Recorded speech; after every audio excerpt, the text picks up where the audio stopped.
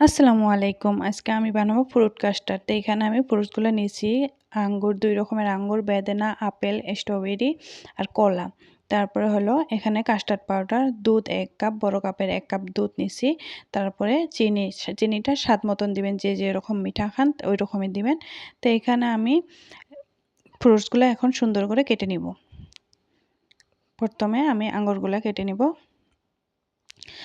আমি এখানে এইটুকু ফ্রুটস নিছি, আমার কাছে এইটুকু আছে। আপনারা চাইলে আরও অনেক ফ্রুটস দিতে পারেন, যেমন খেজুর আছে, আরও অনেক ধরেন যে যে যেরকম ফ্রুটস খেতে পারেন, ড্রাই ফ্রুটসও দিতে পারেন। আমার কাছে নাই কারণে আমি এতটুকু দিয়ে আমি বানাইছি। তো এখানে আমি আঙুরগুলো কেটে নিলাম, তারপরে সাথে একটা কলা নিলাম। একটা না ২টা নিচ্ছি, সাথে আমার মেয়েও অল্প আমাকে হেল্প করলো। আসলে মেয়ে মানুষই এরকম না, মায়েরা কাম করলে একটু হেল্প করে। তারপরে এখানে আমি আপেলটাও সুন্দর করে কেটে নিব কুচি করে। তারপরে বেদানাটা লাস্টে ছাড়িয়ে নিলাম।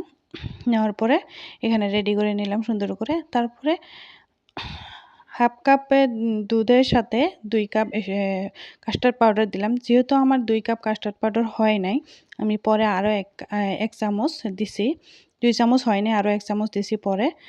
দেওয়ার পরে ঘনত্বটা হইছে। তার আগে আমার কাছে ঘনত্বটা হয় নাই, লাগে নাই। তো এইভাবে আমি একটু দুধের মধ্যে এলাচি দিলাম ২ টা আরকি। যেহেতু দুধের সেন্টটা একটু আলাদা থাকে, তাই আমি এলাচিটা দিয়ে নিছি। আপনারা চাইলেও দিতে পারেন, কিন্তু আমার কাছে এলাচির সেন্টটা খুব সুন্দর লাগে। দুধটা জাল হওয়ার পরে আমি অন্য একটা বড় বাটিতে ঢেলে নিলাম ঠান্ডা করার জন্যে।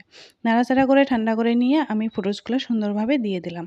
দিয়ে একটু নাড়াচাড়া করার পরে বেদানাটা দিয়ে দেবো উপরে, সুন্দর দেখতে হবে আরকি। তো এইভাবে নাড়াচাড়া করে দিয়ে দিলাম। তো এইটা ফ্রিজে রেখে খেতে এত ভালো লাগে, আমার কাছে তো খুবই ভালো লাগে। প্রথম আমি আমার মায়ের হাতে খাইছি, তারপরে এইবার আমি নিজে বানাইলাম। এত মজা হবে আমি কখনো ভাবিনি। একবার পারলে ট্রাই করবেন আমার রেসিপিটা। ভালো লাগলে লাইক করবেন।